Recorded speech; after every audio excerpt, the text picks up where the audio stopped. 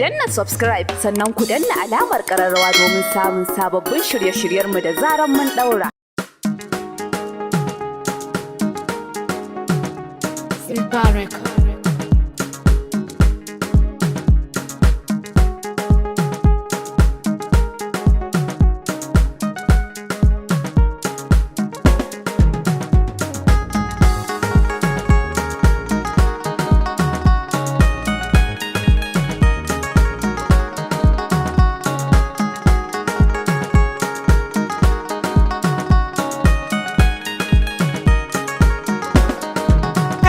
Wane ne nake gani nan da kafar shi kamar magobirin daji?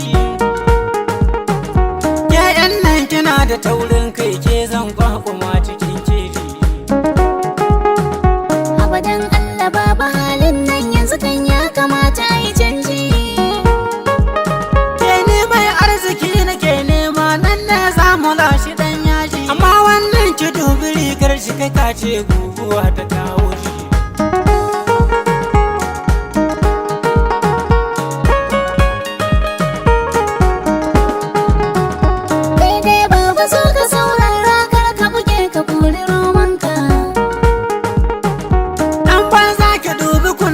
Kamar reshen fuka bikin wanka.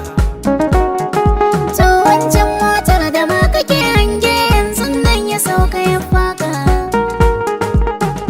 Wai waccan bakar ta alfarma mai kira irin ta 'yan Makka.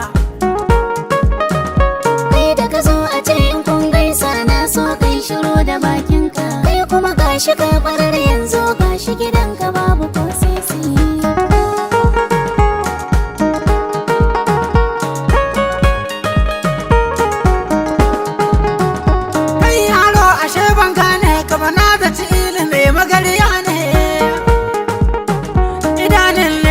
Ta harɗe ni kamar yatsar agwagwa ta kone.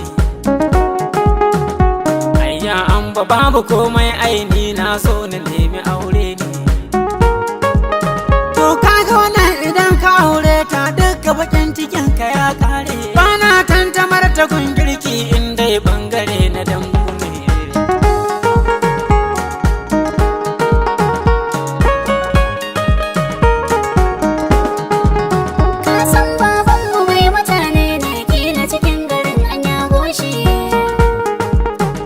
Ba komai wallahi na yafi ni ma an bayi ubana ne.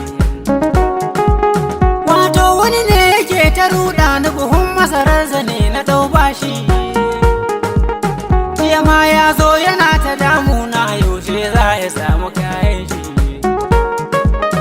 Na ce masa yanzu ba kuɗi kuna in Allah ya bani zan bashi. Da ƙarfa na lallaɓa shi ya bar ni da babanku yanzu sai ɗauri.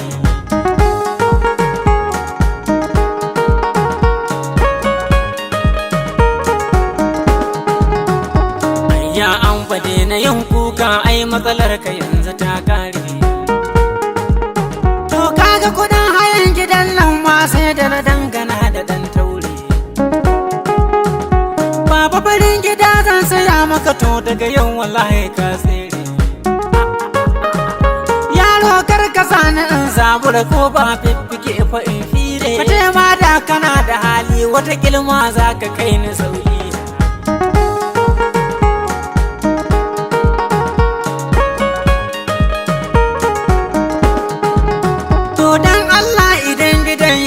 Kar a daɗe in samu 'yar Honda da yadin gezina kala 60 ba na sallaga lagar shadda.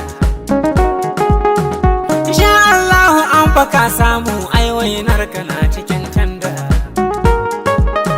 Batun aure kawai ya kawo ni in dai ka aminta labudda. In ka shirya a zo a ɗaura yau gobe kafin mure ta tare.